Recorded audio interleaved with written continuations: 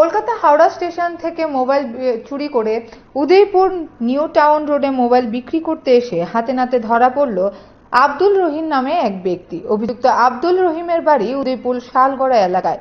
দুটি mobile phone Udaipur new town রোডে এক দোকানে 1000 টাকার বিনিময়ে বিক্রি করে সে। তখনই সন্দেহ জাগে মোবাইল দোকানের মালিকের। খবর দেওয়া হয় আরকেপুর থানায়। পুলিশ খবর পেয়ে ঘটনাস্থলে ছুটে এসে অভিযুক্ত আব্দুল রহিমকে আটক করে থানায় নিয়ে যায়।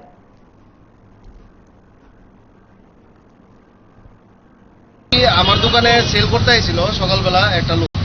এর বাড়ি এসে হদ্রা শালগড়াতে দুটা ফোন নিয়ে এসে, একটা রেডমি একটা ওপ্পো। তো আমি এটা নিয়েছি, প্লাস এর স্টেটমেন্ট রাখছি, এর আধার কার্ডের জেরক্সের মধ্যে রাখার পর হেয়ার সিগনেচার রাখছি, ফোন নাম্বার রাখছি, সব ডিটেলস রাখছি। হেয়ার কোথায় আমার ডাউট হচ্ছে পরে বাইরে এসে হেয়ার ইমার্জেন্সি আছে হসপিটালে লেখা। তো হ্যাঁ কিনা করছে সাইডে বাইরে গিফট আইটেম কিনতে অনেক কিছু কিনতে ডাউট হচ্ছে। বাইরে ভাই একটা ফোনের মধ্যে ফোন আছে আমার কাছে, এটার মধ্যে সিম কার্ড লাগানো আছে। আমার পূজার টাইম থেকে আমি এত একটা খেয়াল করছি না সকালে। ফোনটা রিসিভ করতে বলেছে আমার ছোট ভাইয়ের মোবাইল। এটা হাওড়া থেকে চুরি হয়েছে, চেন্নাই টু হাওড়া আইতাস শালিমার এক্সপ্রেসে। তো এখান থেকে ফোনটা চুরি হয়েছে। তো আমি সঙ্গে সঙ্গে থানাতে ইনফর্ম করলাম, তারা আইলো ইয়ে করলো।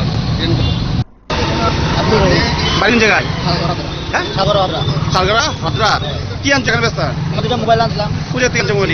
মোবাইল আমি এখন থেকে কিনছি। পূজা থেকে কিনছো? আমি কিনছি চেন্নাই থেকে, চেন্নাই নম্বর পার থেকে। হ্যাঁ কিনছি আমি বানাইছিলাম, দেখতে পাইছি তার ভিতরে কেনা কিরকম করছে দাদারে আমি তো দিকে দাদা কিনে আনছো না চুরি করে আনছো? আমি নিজে কিনে আনছি দাদা। এখন ব্যস্ত আছে, অসুবিধা আনছিলাম মানে ইউজ করতে ইউজ করতে। কি নাম জানি গেছিলা?